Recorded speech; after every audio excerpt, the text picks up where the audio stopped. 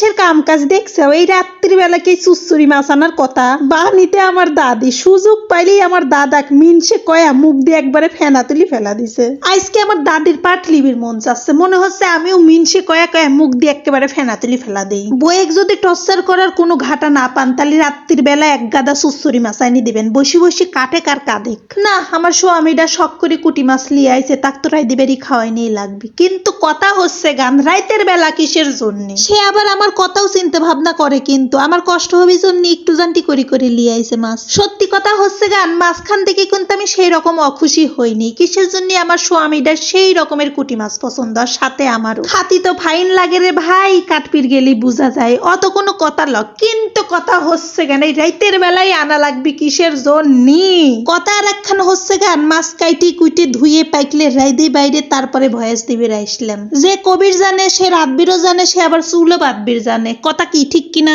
শেষ কথা হচ্ছে গান মিনসে তুই আগে বাড়ি তাই তোর খবর আছে। হি হি হি, আপনারা আবার ভয় পায়েন না, জাস্ট ফান।